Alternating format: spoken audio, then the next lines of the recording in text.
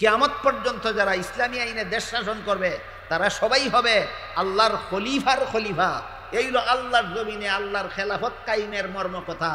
কেউ যেন এই কথা না বুঝে যে বাদশাহ আলমগীর সমগ্র ভারত উপমহাদেশে আল্লাহর খেলাফত কায়েম করেছিলেন, ইসলামী শাসন ব্যবস্থা কায়েম করেছিলেন, সুতরাং বাদশাহ আলমগীর সরাসরি আল্লাহর খলিফা ছিলেন। কখনো নয়। মুফাসসিরিনে কেরাম তাফসীরের কিতাবে পরিষ্কার ভাষায় লিখে দিয়েছেন, হযরত আদম আলাইহিস সালাম থেকে নিয়ে মুহাম্মদুর রাসূলুল্লাহ সাল্লাল্লাহু আলাইহি ওয়াসাল্লাম পর্যন্ত শুধুমাত্র এই সমস্ত নবীগণ ছিলেন সরাসরি আল্লাহর খলিফা। আবু বকর ছিলেন আল্লাহর খলিফার প্রথম খলিফা, উমর ছিলেন আল্লাহর খলিফার দ্বিতীয় খলিফা, উসমান ছিলেন আল্লাহর খলিফার তৃতীয় খলিফা, আলী ছিলেন আল্লাহর খলিফার চতুর্থ খলিফা। আজকে বুঝলেন কিনা আবু বকর প্রথম খলিফা কথার অর্থ? আবু বকর প্রথম খলিফা কার? রাসূলের। উমর দ্বিতীয় খলিফা কার? রাসূলের। উসমান তৃতীয় খলিফা কার? রাসূলের। আলী চতুর্থ খলিফা কার? রাসূলের। এবার শুনুন, রাসূলের দ্বিতীয় খলিফা হযরত উমর ফারুক রাদিয়াল্লাহু তাআলা আনহু যখন রাসূলের খেলাফতের দায়িত্বপ্রাপ্ত হলেন, হযরত উমর ফারুক রাদিয়াল্লাহু আনহু, এই খলিফা শব্দটা হলো কুরআন হাদিসের ভাষা, ইসলামের পরিভাষা। বর্তমান দুনিয়ার রাজনৈতিক পরিভাষায় এই খলিফাকে বলা হয় রাষ্ট্রপ্রধান। ইসলামে যাকে খলিফা বলা হয় বর্তমান দুনিয়ার রাজনৈতিক পরিভাষায় তাকেই কি বলা হয়? রাষ্ট্রপ্রধান। তাকে কি বলা হয়? রাষ্ট্রপ্রধান। খলিফা উমর যেই রাষ্ট্রের প্রধান ছিলেন, এই রাষ্ট্রটা বাংলাদেশের সমান একটা রাষ্ট্র ছিল না, এই রাষ্ট্রটা পাকিস্তানের সমান একটা রাষ্ট্র ছিল না, এই রাষ্ট্রটা ইন্ডিয়ার সমান একটা রাষ্ট্র ছিল না। খলিফা উমর যে রাষ্ট্রের প্রধান ছিলেন, যেই রাষ্ট্রের খলিফা ছিলেন, সেই রাষ্ট্রটা ছিল প্রায় অর্ধেকটা পৃথিবীর সমান। খলিফা উমর যে রাষ্ট্রের প্রধান ছিলেন, রাষ্ট্রটা কত বড় ছিল? অর্ধেকটা পৃথিবীর সমান। খলিফা উমর রাষ্ট্রপ্রধান মনোনীত হয়েই রাতের বেলায় ঘোরাফেরা করে খোঁজ নিতেন, তদন্ত করতেন আমার দেশের জনগণ সঠিকভাবে খাদ্য পাইল কিনা। এইটা ছিল মূল আলোচ্য বিষয়। মনে আছে কথা? বলেন, সরকারের কাছে জনগণের 6 ভাবনার মধ্যে পয়লা নম্বর ভাবনাটা কি? আমার জনগণে খাইয়া ঘুমাইল না খাইয়া ঘুমাইল, খবর নেওয়া রাষ্ট্রপ্রধানের দায়িত্ব। সরকারের কাছে জনগণের 6 প্রাপ্যের 1 নম্বর প্রাপ্য। কথা বলেন কিনা দেখুন, সরকারের কাছে জনগণের প্রাপ্য কটা? 6টা। এর মধ্যে 1 নম্বর, আমার দেশের সমস্ত জনগণ ঠিক মতো খাদ্য পরিবেশন হইল কিনা, ঠিক মতো খাদ্য সরবরাহ আমার সমস্ত জনগণের মাথাপিছু হইল কিনা, না কোনো জনগণ উপবাস রইল, জনগণের কেউ না খাইয়া ঘুমাইল, এটার খবর নেওয়া এই সরকারের দায়িত্ব। হযরত উমর খলিফা হইয়া এই দায়িত্বটা পালন করার জন্য গভীর রাতে পল্লীতে পল্লীতে ঘোরাফেরা করতেন। ঘোরাফেরা করতে করতে এক বাড়িতে গিয়া শুনতেছেন কয়েকটা শিশু ছেলে ফেলে খাওয়ার জন্য কান্না করতেছে।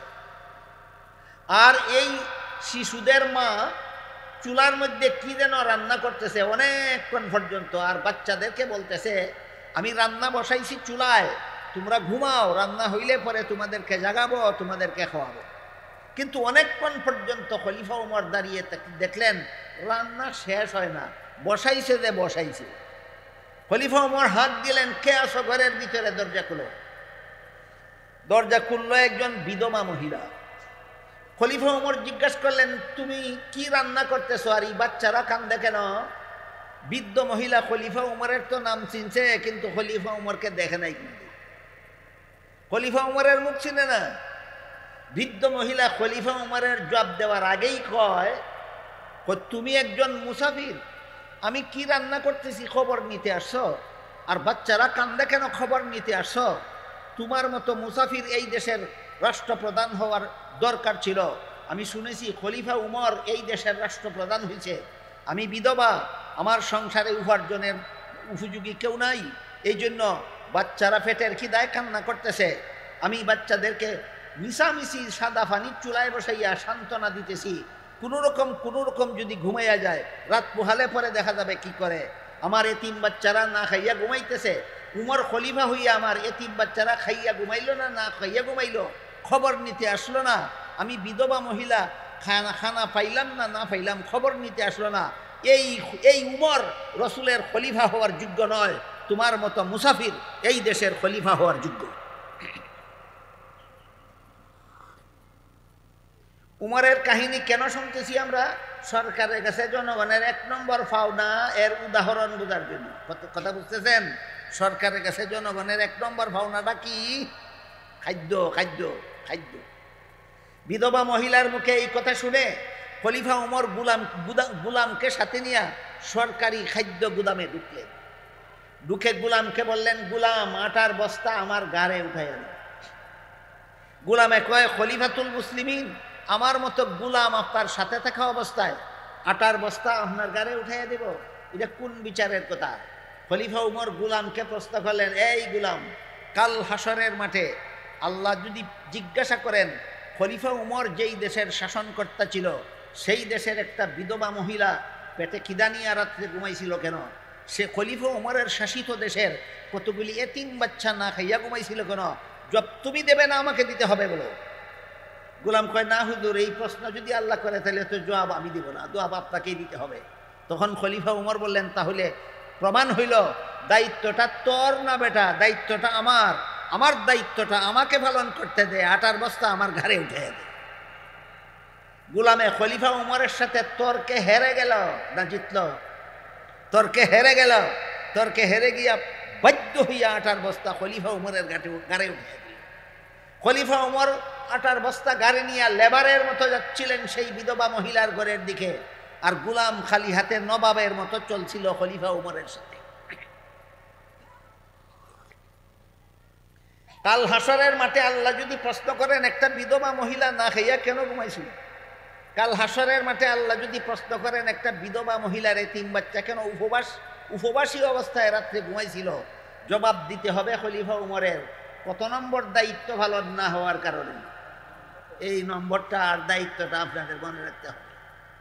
এই 1 নম্বর দায়িত্বটা যে 1 নম্বর, আর দায়িত্বটা কি এটা আপনাদের মনে রাখতে হবে। বুঝে থাকলে এবার বলুন, সরকারের ইসলামী আইনে যে দেশ শাসন হয়, এই দেশের সরকারের কাছে যত জনগণের যত পাওনা আছে এর মধ্যে 1 নম্বর পাওনা হইল আমাদের যথাযথ খাদ্য পরিবেশন তোমার করতে হবে। গৃহস্থী যদি কোনো লোকের, দেশের কোনো লোকের যদি চাষ উপযোগী গৃহস্থী করার মতো কোনো জমিন যদি না থাকে, তাহলে সরকার যে কোনো উপায়ে তার খাদ্য পরিবেশনের ব্যবস্থা করতে হবে। হয়তো বিদেশ থেকে আমদানি করো, আর না হয় জনগণকে কোনো ডিউটি দাও, দায়িত্ব দাও, চাকরি দাও, বেতন নিয়ে যেন খাদ্য কিনা খাইতে পারে, না খাইয়া যেন থাকতে না হয়। তবে ইসলামী আইনে শাসিত দেশের 4 দল জনগণকে বিনা শ্রমে, বিনা চাকুরিতে বাতা দিয়া লালন পালন করা সরকারের দায়িত্ব। সেটা ইনশাল্লাহ আমি আর একটু পরে বলবো, আগের কথাটা শেষ হোক। যেই দেশ আল্লাহর আইনে শাসিত হয়, এই দেশের 4 দল মানুষের চাকরি ছাড়া, শ্রম ছাড়া, বিনা শ্রমে, বিনা চাকুরিতে বেকার বাতা দিয়া সারা জীবন লালন পালন করা সরকারের দায়িত্ব। যার এই দায়িত্ব পালন করার সামর্থ্য যার নাই, তার দেশের গদি কামড় দিয়া ধইরা রাখার অধিকার নাই। খলিফা উমর আটার বস্তা গাড়ি করে নিয়ে গেলেন বিধবার বাড়িতে। আটার বস্তা খুললেন, ওই বিধবা মহিলার দ্বারা রুটি তৈরি করাইলেন, শেখাইলেন। এতিম বাচ্চাদের ঘুম থেকে জাগাইলেন, রুটি খাওয়াইলেন। এতিম বাচ্চাদের মুখে হাসি ফুটাইয়া ফিরে যাওয়ার সময় বিধবা মহিলাকে বললেন, তুমি আগামীকাল খলিফা উমরের অফিসে যাইও, তোমার মতো বিধবা মহিলা এবং এতিম বাচ্চাদের জন্য খলিফা উমরের সরকারি গুদাম থেকে তোমার নামে ভাতা মঞ্জুর করে দেওয়া হবে। এই বিধবা মহিলা পরের দিন মুসাফির বেটার কথা মতো, এই বেটি খলিফা উমর ছিলেন না মুসাফির বেটা, এই বিধবা মহিলা পরের দিন মুসাফির বেটার কথা মতো খলিফা উমরের অফিসে গিয়া দেখে গত রাত যেই বেটার কাছে খলিফা উমরের বদনাম কইছিল, হে খলিফা হইবার যোগ্য না, ইলই খলিফা উমর। ঘটনাটা বুঝতে পারছেন? খলিফা উমর খাদ্যমন্ত্রীকে নির্দেশ দিলেন, যতদিন পর্যন্ত এই বিধবা মহিলার এতিম বাচ্চা উপার্জনের যোগ্য না হয়, ততদিন পর্যন্ত এদের পরিবারের জন্য প্রত্যেক দিনের ভাতা মঞ্জুর করে দাও। আমার দেশের কোনো বিধবা মহিলা যেন রাত্রে পেটে খিদা নিয়ে ঘুমাইতে না হয়, আমার দেশের কোনো এতিম বাচ্চা যেন রাত্রে ক্ষুধার্ত অবস্থায় ঘুমাইতে না হয়। এই ঘটনা কোন কোন কোন পাওনার উদাহরণ? খাদ্য। সরকারের কাছে জনগণের অধিকার হলো খাদ্য তারা পাবে। গৃহস্থী দেশের জমিন চাষ উপযোগী হইলে চাষের ব্যবস্থা করে দাও, চাষ উপযোগী না হইলে বিদেশ থেকে আমদানি করে দাও। বিদেশ থেকে আমদানি করার সুযোগ না থাকলে যারা গরিব, যারা চাউল ডাইল নুন মশলা কেনার মতো পয়সা জোগাড় করতে পারে না, এদেরকে চাকরি দাও। চাকরি দেওয়া হইলেও এরা চাকরির বেতন দিয়া যেন খানা কিনা খাইতে পারে সেই ব্যবস্থা দাও। যে কোনো ব্যবস্থা করে দেওয়া জনগণের খাদ্যের জন্য, এটা সরকারের কাছে জনগণের 1 নম্বরের পাওনা। চাকরি না দিয়েও বেতন দিতে হবে, ভাতা দিতে হবে, বেকার ভাতা। ইসলামী রাষ্ট্রের সরকার 4 দল মানুষকে চাকরি দিতে পারবে না, শ্রম খাটাতে পারবে না। বিনা শ্রমে ভাতা দিয়া 4 দল মানুষকে লালন পালন করতে হবে। না করলে ইসলামী রাষ্ট্রের গদি কামড় দিয়া ধইরা রাখার অধিকার নাই। এবার বলেন, বিনা পরিশ্রমে, বিনা চাকুরিতে, বিনা শ্রমে ভাতা দিয়া লালন পালন করা সরকারের দায়িত্ব। কত দলের? 4 দল। 4 দলকে চাকরি দেওয়া যাবে না, শ্রম খাটানো যাবে না, কাজ করানো যাবে না। কাজ ছাড়াই বেকার ভাতা দিয়া দেশের 4 দল মানুষকে লালন পালন করা সরকারের কাছে জনগণের অধিকার, প্রাপ্য। 4 দলের প্রথম দল হইল অসহায় শিশু। প্রথম দল অসহায় শিশু, যাদেরকে লালন পালন করার উপযোগী কোনো অভিভাবক নাই, রুজি কইরা খাওয়াইবার মতো কোনো যোগ্য লোক নাই, আর যারা লালিত পালিত হওয়ার মতো সম্পদও নাই। আপনারা বুঝে থাকলে বলেন, যেই শিশুরে উপার্জন কইরা খাওয়াইবার মতো কোনো অভিভাবকও নাই, যেই সে শিশু লালিত পালিত হওয়ার মতো কোনো সম্পদও নাই, এই শিশু ভিক্ষা কইরা খাইত না সরকারের কাছে পাইত? বলেন, শ্রম খাইতে পাইত না বিনা শ্রমে? বিনা শ্রমে পাইত সরকারের কাছে। অসহায় শিশুর পাওনা এটা। এর চাকরি দেওয়ান যেত না, বিনা চাকরিতে বেকার ভাতা দিয়া লালন পালন করতে হবে। গেল 1 দলের পরিচয়। 2 নম্বর দল অসহায় বৃদ্ধ। অসহায় বৃদ্ধ, যে বৃদ্ধের শরীরে কাজ করার ক্ষমতা নাই, আর রুজি কইরা খাওয়াইবার মতো কোনো ছেলে ফেলেও নাই, লালিত পালিত হওয়ার মতো কোনো সম্পদও নাই। বলেন, এই বৃদ্ধ সহায় সম্বল ওলা বৃদ্ধ না অসহায়? এরকম অসহায় বৃদ্ধে আপনাদের বিবেকে কয় মাটি কাটতে খাইতো না রিক্সা বাইয়া খাইতো না বিনা শ্রমে খাইতো? দেওয়া দায়িত্ব কার? সরকারের। কদল গেল? 2 দল। 3 নম্বর হইল ওই যুবক, যে শিশুও না বৃদ্ধও না, কিন্তু বিকলাঙ্গ অথবা জটিল রোগে আক্রান্ত হয়ে তার শরীর থেকে কাজ করার যোগ্যতা নষ্ট হয়ে গেছে। এবার শিশু বৃদ্ধ না যুবক? যুবক। কেমন যুবক? যে যুবকের শরীরে বিকলাঙ্গ হওয়ার কারণে অথবা জটিল রোগে আক্রান্ত হওয়ার কারণে কাজ কইরা খাওয়ার মতো যোগ্যতা শরীরে রইছে না। আপনাদের বিবেকে কয় এই যুবকে শ্রম খাইতে খাইতো না বিনা শ্রমে খাইতো? কার কাছে খাইতো? সরকারের কাছে খাইতো। এটা 3 নম্বর দল। 4 নম্বর হইল ওই যুবতী মহিলা, যে মহিলা শিশুও না বৃদ্ধও না, যুবতী, কিন্তু লুলাও না আতুরও না ল্যাংড়াও না। হ্যাঁ, শরীরে কাজ করার ক্ষমতা আছে, কিন্তু উপার্জন করে খাওয়াইবার মতো অভিভাবক পুরুষ নাই, আর লালিত ফালিত হওয়ার মতো সম্পদ নাই। এই মহিলা যদি বিকলাঙ্গ না হয়, এই মহিলা যদি আতর লুলা না হয়, এই মহিলা যদি শরীরে কাজ করার পূর্ণ ক্ষমতা থাকেও, তবু এই মহিলা দিয়া শ্রম খাটানো যাবে না। এই যুবতী, সক্ষম যুবতী মহিলা যদি অসহায় হয়, এই যুবতী মহিলাকেও বিনা শ্রমে ভাতা দিয়া লালন পালন করা আল্লাহর আইনে শাসিত দেশের সরকারের দায়িত্ব। আল্লাহর আইনে কেন দেশ শাসন করে না বুঝলেন? এবার শাসন করলে এই সমস্ত অসহায়দের খানার ব্যবস্থা করা সরকারের ঘাড়ে ভরবে, হযরত উমরের মতো। কথা বুঝেন কিনা দেখেন, কেন আল্লাহর আইনে দেশ শাসন করে না? অনেকগুলি কুমতলবে আল্লাহর আইনে দেশ শাসন করে না। এর মধ্যে একটা হইল, আল্লাহর আইনে দেশ শাসন করলে অসহায় শিশুদের লালন পালনের দায়িত্ব বহন করতে হবে সরকার। আল্লাহর আইনে দেশ শাসন করলে অসহায় বৃদ্ধদের লালন পালনের দায়িত্ব বহন করতে হবে সরকারকে। আল্লাহর আইনে দেশ শাসন করলে পঙ্গু যুবক পুরুষের লালন পালনের দায়িত্ব বহন করতে হবে সরকারকে। আল্লাহর আইনে দেশ শাসন করলে অসহায় যুবতীকে লালন পালনের দায়িত্ব বহন করতে হবে সরকারকে। সুতরাং দেশের এতগুলি অসহায় শিশু, বৃদ্ধ আর পঙ্গু যুবক আর সক্ষম যুবতীরে লালন পালন করলে আর টেহা চুরি কইরা বিদেশ পাঠানির মতো তবিল থাকবে না।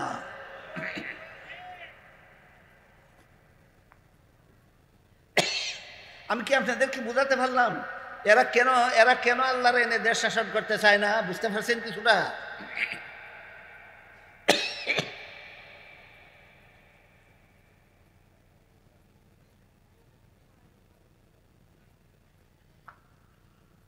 এই গেল 4 দল মানুষকে বিনা শ্রমে ভাতা দিয়ে লালন পালন করা সরকারের দায়িত্ব। 1 নম্বর অসহায় শিশু, তার শরীরে কাজ করার যোগ্যতাই নাই। 2 নম্বর অসহায় বৃদ্ধ, তার শরীরেও কাজ করার যোগ্যতাই নাই। 3 নম্বর বিকলাঙ্গ যুবক পুরুষ, বিকলাঙ্গ বুঝুন তো, আতুর লুলালেন না, তার শরীরেও কাজ করার যোগ্যতাই নাই। 4 নম্বর বিকলাঙ্গ নয়, স্বাস্থ্যবান, সক্ষম, কাজ করার যোগ্যতা আছে শরীরে, এমন মহিলা অসহায় হইলে তারেও চাকরি দেওয়া যাইত না, বিনা চাকরিতে ভাতা দিয়া লালন পালন করতে হবে। এখানে একটা প্রশ্নে গুরুত্বপূর্ণ প্রশ্ন আছে, এই প্রশ্নটার জবাব সমস্ত মুসলমান যারা আল্লাহর বিধান চায়, আল্লাহর আইন চায়, দেশে শান্তি চায়, এদের সকলের জন্য জানা থাকা দরকার। কি প্রশ্ন? প্রশ্ন হইল, যুবক পুরুষের বেলায় কাজ করতে অক্ষম হওয়ার শর্ত আছে, কিন্তু অসহায় যুবতী নারীর বেলায় কাজ করতে অক্ষম হওয়ার শর্ত নাই। কাজ করতে সক্ষম হইলেও তারে দিয়ে কাজ করানো যাবে না, বিনা শ্রমে ভাতা দিতে হবে। যুবক আর যুবতীর বেলায় ইসলামের আইনে এই পার্থক্য করা হইল কেন? এটা হলো প্রশ্ন। আমি কি প্রশ্নটা আপনাদেরকে বুঝাতে পারলাম? বুঝে থাকতে বলুন। যুবক পুরুষ যদি অসহায় হয়, কাজ করতে সক্ষম হলে সরকার বেকার ভাতা দিবে না অক্ষম হইবে? কিন্তু যুবতী নারী যদি অসহায় হয়, তাহলে কাজ করতে অক্ষম হওয়া লাগবে না, সক্ষম থাকলেও যুবতী নারী যদি অসহায় হয়, কাজ করতে সক্ষম থাকলেও তারে বিনা শ্রমে ভাতা দেওয়া সরকারের দায়িত্ব, যদি দেশ আল্লাহর আইনে শাসন হয়।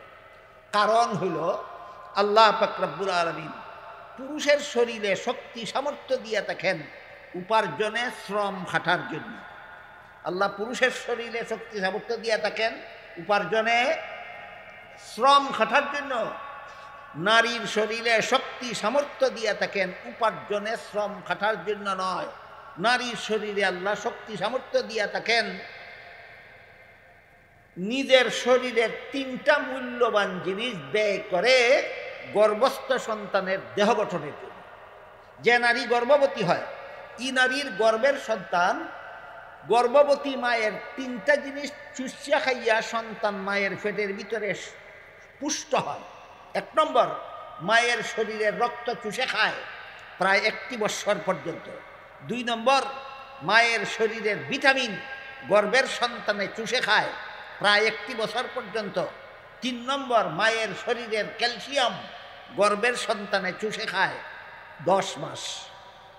কেউ 10 মাস, কেউ 9 মাস, কেউ 11 মাস, এই জন্য খুশি প্রায় 1 বছর। আমার কথা বুঝে থাকলে বলেন, মহিলার গর্ভের সন্তানে, এই গর্ভবতী মহিলার শরীরের কটা জিনিস চুষে পুষ্ট হয়? রক্ত, ভিটামিন, ক্যালসিয়াম। রক্ত, ভিটামিন, ক্যালসিয়াম, 3টা জিনিস চুইয়া খায় 1 বছর পর্যন্ত। আপনার শরীর, গর্ভবতী মায়ের শরীর থেকে সন্তানে 1 বছরে যে পরিমাণ রক্ত শোষণ করে, গর্ভের সন্তান 1 বছরে যে পরিমাণ ভিটামিন শোষণ করে, যে পরিমাণ ক্যালসিয়াম শোষণ করে, এতে এই গর্ভবতী মহিলারা 8 মাসের পরে, 9 মাসের পরে প্রায় অচল অবস্থা হয় কিনা? অচল অবস্থা হয়, নানা রকম রোগে আক্রান্ত হয়, হাত পায়ে ফানি ধরে বসে, হাত দুর্বল হয়ে যায়, কোনো কাজের যোগ্য থাকে না। এবার বুঝে থাকলে বলুন, যুবতী মহিলার শরীরে আল্লাহ শক্তি সামর্থ্য দিয়ে থাকেন সড়কে রিক্সা চালাবার জন্য, মাঠে মাটি কাটার জন্য, পুরুষের কাঁধে কাঁধ মিলিয়ে খেতে খামারে কাজ করার জন্য না, গর্ভের সন্তানের দেহ গঠনের জন্য। নারীর শরীরে আল্লাহ শক্তি সামর্থ্য দিয়ে থাকেন উপার্জনে, শ্রম খাটার জন্য নয়, গর্ভস্থ সন্তানের দেহ গঠনের জন্য। একমাত্র ইসলামের আইন, একমাত্র আল্লাহর বিধান নারীকে এই মর্যাদা দিয়েছে। পুরুষের বেলায়, যুবক পুরুষের বেলায় অক্ষম হইলে সরকারে বাধা দিয়ে লালন পালন করবে, কিন্তু যুবতী মহিলার বেলায় কাজ করতে সক্ষম হইলেও নারী দিয়া কাজ, নারী শ্রম এবং শিশু শ্রম ইসলামে নিষিদ্ধ। নারী শ্রম, শিশু শ্রম ইসলামে নিষিদ্ধ। বৃদ্ধশ্রম, রোগী শ্রম ইসলামে নিষিদ্ধ। রুগীকে দিয়া শ্রম খাটানো যাবে না, বৃদ্ধকে দিয়া শ্রম খাটানো যাবে না, শিশুকে দিয়া শ্রম খাটানো যাবে না, নারীদেরকে দিয়া চাকুরি করানো যাবে না। উপার্জন করবে পুরুষ, আর মহিলা পুরুষের উপার্জিত সম্পদ শুধু মুখ দখল করবে। আল্লাহর আইনে, ইসলামী আইনে শাসিত দেশে উপার্জনের দায়িত্ব পুরুষের, মুখ দখলের অধিকার মহিলা। এই কথাটা ভুলে যাবেন না কোনোদিন। যে দেশ আল্লাহর আইনে শাসন হয়, এই দেশে উপার্জনের দায়িত্ব কার? পুরুষের। আর পুরুষের উপার্জিত সম্পদ মুখ দখলের অধিকার কার? মেয়েদের।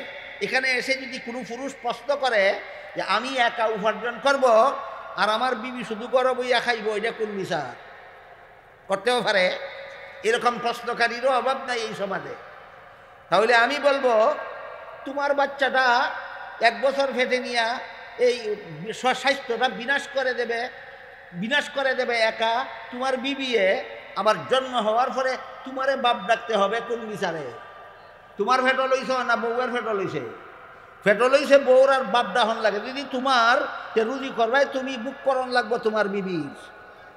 কথা বুঝে আসছে কিনা? বুঝে আসছে না? আল্লাহ পাক রব্বুল আলামিন বলেন, ওয়াকারনা ফি বুয়ুতিকুন্না ওয়ালা তাবাররাজনা তাবাররুজাল জাহিলিয়াতিল উলা। হে মুসলমান মহিলারা, বসবাসের ঘরে থাকো, খেতে খামারে, মাঠে ময়দানে পুরুষের কাঁধে কাঁধ মিলিয়ে কাজ করা তোমাদের দায়িত্ব নয়, ওইটা পুরুষের কাজ।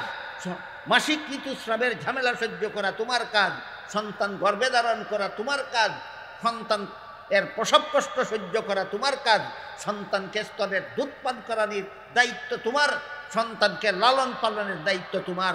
ওই 5টা দায়িত্বের একটাও তোমার স্বামী নিতে পারে না। আর স্বামীর একটা মাত্র দায়িত্ব, উপার্জন করে তোমাকে খাওয়াইব, এটাও যদি তোমারে দিয়া করাইতে চায়, তাহলে এর দুনিয়াতে সে গুড়ার ঘাস কাটতনি। কথাটা বুঝছেন না মনে হয়? আল্লাহ মহিলারে দিছেন দায়িত্ব 5টা, পুরুষরে দিছেন 1টা। মহিলার 5 দায়িত্বের 1 নম্বর, প্রতি মাসে মাসে ঋতুস্রাবের ঝামেলা সহ্য করা। 2 নম্বর, প্রত্যেকটা সন্তান গর্ভে ধারণ করা। 3 নম্বর, প্রত্যেকটা সন্তানের প্রসব কষ্ট সহ্য করা। 4 নম্বর, সন্তানকে স্তনের দুধ পান করানি। 5 নম্বর, সন্তান যতদিন পর্যন্ত নিজে নিজে চলাফেরা করতে না পারে ততদিন পর্যন্ত সন্তানের লালন পালন করা। বলুন, মহিলাদের দায়িত্ব কটা? একটাও পুরুষে নিতে পারে না। কিন্তু পুরুষের দায়িত্ব মাত্র একটা, তুমি রুজি করো আর তোমার বিবিরে খাওয়াও। এইটাও হে বিবির এরিয়াও করাইতে চায়। এমন পুরুষ আসেনি আপনারা দেশে? বউয়ের 5 দায়িত্বের 1 দায়িত্ব নিজে নিতে পারে না, আর নিজের একটা মাত্র দায়িত্ব এটাও বউরে দিয়া করাইতে চায়। এই গর্দব, তুই দুনিয়ায় যাইছ গুড়ার ঘাস কাটতে নি। এই জন্য আল্লাহ পাক রব্বুল আলামিন কোরআনে বলেন, মুসলমান মহিলারা, খেতে খামারে মাঠে ময়দানে পুরুষের কাঁধে কাঁধ মিলিয়ে কাজ করা তোমাদের ডিউটি নয়। ঘরের ভিতরে তোমাদের ডিউটি আছে 5টা। কটা? যে মাঠে ময়দানে করার মতো ডিউটি না ঘরের ভিতরে? এই জন্য আল্লাহ কোরআনে বলেন, ওয়াকারনা ফি বুয়ুতিকুন্না, মুসলমান মহিলারা বসবাসের ঘরে থাকো। হ্যাঁ, 3 রকম দরকারে মহিলা বাড়ির বাইরে যাইতে পারে। কত রকম দরকারে? 3 রকম। একটা দরকারের নাম ব্যক্তিগত দরকার, আরেকটা দরকারের নাম ধর্মীয় দরকার, আরেকটা দরকারের নাম আর্থিক সংকট। এই 3 দরকারে আল্লাহ বলেন মহিলারাও ঘরের বাইরে যাইতে পারে। 3 দরকারের ব্যাখ্যা আর কোনোদিন সময় সুযোগ আসতে বলে দেব ইনশাআল্লাহ। আজকের মতো শুধু মনে রাখুন, 3 দরকারে মুসলমান মহিলা বাড়ির বাইরে যেতে পারে। ব্যক্তিগত দরকারের উদাহরণ, মহিলা যদি অসুস্থ হয়, যেখানে গেলে চিকিৎসা করা যায় সেখানে যেতে পারে, এটা তার ব্যক্তিগত দরকার। আর মহিলার উপর যদি হজ ফরজ হয়, ঘরে বসে বসেই হজ করে নেবে না, যেখানে গেলে হজ হয় সেখানে যেতে পারে। এটা তার কেমন দরকার? ধর্মীয় দরকার। আর ওই যে 4 দল বলছিলাম, 4 দলকে বিনা শ্রমে ভাতা দেওয়া, এই 4 দলের এক দল আছে মহিলা। তোমার যদি লালন পালনের কোনো সম্পদ না থাকে আর রুজি করে খাওয়াবার মতো কোনো পুরুষ না থাকে, তাহলে সরকারের দায়িত্ব তোমার বিনা শ্রমে ভাতা দিত। সরকার যদি এত বড় জালেম হয় যে তোমার বিনা শ্রমে ভাতা দেয় না, তাহলে তুমি যে বাড়িতে গিয়া কাজ করলে এক মুষ্টি ভাত পাবে, যে বাড়িতে গিয়া কাজ করলে 1 টাকা কাপড় পাবে, যে বাড়িতে গিয়া কাজ করলে 100 টাকা পাবে, তোমার এই আর্থিক সংকটেও তুমি ঘর থেকে বের হতে পারো। কিন্তু সাথে সাথে আল্লাহ বলেন, ওয়ালা তাবাররাজনা তাবাররুজাল জাহিলিয়াতিল উলা, হে মুসলমান মহিলারা, 3 দরকারের কোনো দরকারে যদি ঘর থেকে বের হও, তাইলে প্রাচীন যুগের অসভ্য মহিলাদের মতো বেপর্দা হয়ে ঘর থেকে বের হবে না। সাবধান। এই আয়াতের মধ্যে আল্লাহ যে সমস্ত মহিলা বেপর্দা হইয়া ঘর থেকে বাইর হয়, এদেরকে বলেছেন অসভ্য বর্বর। আমি বলেছি না আল্লাহ বলেছেন? সূরা আহজাবের 33 নম্বর আয়াতে যে সমস্ত মহিলা ঘর থেকে বেপর্দা হইয়া বাইর হয়, এদেরকে অসভ্য বর্বর বলেছেন। আয়াতের ব্যাখ্যায় মুফাসসিরিনে কেরাম লিখেছেন, কেন এদেরকে অসভ্য বর্বর বললেন আল্লাহ? তার কারণ হইল, যতক্ষণ পর্যন্ত মহিলা বেপর্দা হইয়া ঘর থেকে বের হয় না, ততক্ষণ পর্যন্ত রাস্তায় কোনো বখাটে ইফটিজিং করারও সুযোগ পায় না, পথে ঘাটে ধর্ষণ করারও সুযোগ পায় না। ইফটিজিংয়ের সুযোগ ওই সমস্ত মহিলারা দেয় যারা ঘর থেকে বেপর্দা হইয়া বের হয়। পথে ঘাটে ধর্ষণের সুযোগ ওই সমস্ত মহিলারা দেয় যারা ঘর থেকে বেপর্দা হইয়া বের হয়। বলেন, পুরুষে আগে ইফটিজিং করে ধর্ষণ করে না আগে মহিলা বেপর্দা হইয়া বাইর হয়? এই জন্য আল্লাহ এই সমস্ত বেপর্দা মহিলাদেরকে অসভ্য বর্বর বলেছেন। তোমার দায়িত্ব খেতে খামারে মাঠে ময়দানে পুরুষের কাঁধে কাঁধ মিলিয়ে কাজ করা তোমার দায়িত্ব নয়। ইসলামী আইনে দেশ শাসন হইলে বা মাঠে ময়দানে কাজ যা করার পুরুষ করবে, খেতে খামারে কাজ যা করার পুরুষ করবে, আর পুরুষের উপার্জিত সম্পদে তুমি শুধু ঘরে বসে বসে লালিত হবে। এই হইল ইসলামী রাষ্ট্রে পারিবারিক ব্যবস্থা। ইসলামী রাষ্ট্রের কি ব্যবস্থা? এই হইল পারিবারিক ব্যবস্থা। এই পারিবারিক ব্যবস্থাটা বর্তমান সমাজে ইসলাম ছাড়া যত রাষ্ট্র শাসিত হয়, এদের মতো অশান্তিপূর্ণ না, পুরাপুরি শান্তিপূর্ণ, পুরাপুরি শান্তিপূর্ণ। তো বলেছিলাম, সরকারের কাছে জনগণের সর্বমোট 6টা মৌলিক অধিকারের মধ্যে 1 নম্বর হইল খাদ্য ব্যবস্থা। এই খাদ্য ব্যবস্থার প্রাসঙ্গিক আনুষঙ্গিক কিছু আলোচনা আপনাদের সামনে পেশ করলাম। বুঝে থাকলে বলুন, সরকারের কাছে জনগণের মৌলিক অধিকার কটা? 6টা। খাদ্য, বস্ত্র, শিক্ষা, স্বাস্থ্য, বাসস্থান, নিরাপত্তা। এর মধ্যে আজকে শুধু খাদ্যের ব্যাখ্যা হইল, আগামীকাল ইনশাল্লাহ বস্ত্রের ব্যাখ্যা হবে। পোশাকের ব্যবস্থা করে দেওয়া সমস্ত জনগণকে এই ইসলামী রাষ্ট্রে সরকারের দরকার। এখান